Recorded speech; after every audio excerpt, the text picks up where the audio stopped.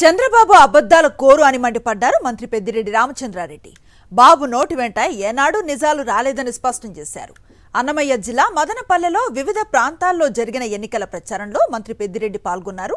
Madanapalle YSR Congress party అభ్యర్థి నిషార్ అహ్మద్, మాజీ MLA Desai Tippareddy, మాజీ ఎమ్మెల్సీ నరేష్ కుమార్ రెడ్డి మంత్రి వెంట ఉన్నారు.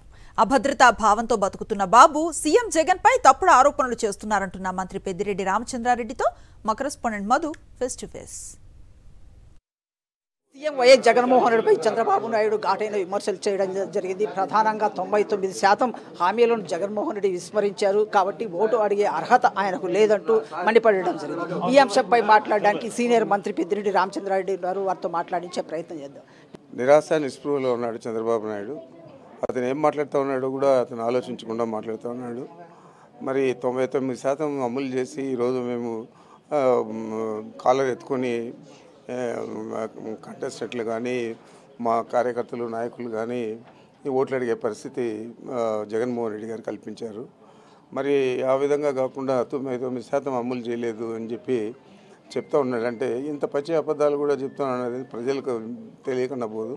ప్రజలకు అందరికీ కూడా తెలుసు 99% హామీలను అమలు చేశాడు. ప్రతి పేద కుటుంబానికి మంచి చేశాడు.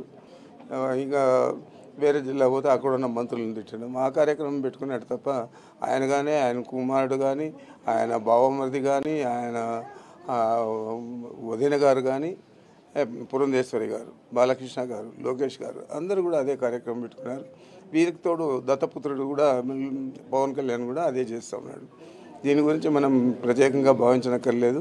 ఇంకా హాస్యాస్పదం ఏమంటే మదనపల్లిలో వచ్చి ఇక్కడ మాట్లాడుతూ వాళ్ళ అభ్యర్థుల గెలుపు కోసం మాట్లాడుతూ మదనపల్లిని జిల్లా హెడ్ క్వార్టర్ చేస్తా అని చెప్పాడు. మళ్ళీ రాయచోట్లో కూడా మొన్న ఇక్కడే జిల్లా హెడ్ క్వార్టర్ ఉంటుందని కూడా చెప్పాడు. మరి ఆయన ఏం మాట్లాడుతూ ఉన్నాడు, ఏం చేస్తూ ఉన్నాడు అది కూడా తెలుసుకోలేని పరిస్థితుల్లో ఆయన అంత నిరాశ నిస్పృహలో ఉన్నాడు.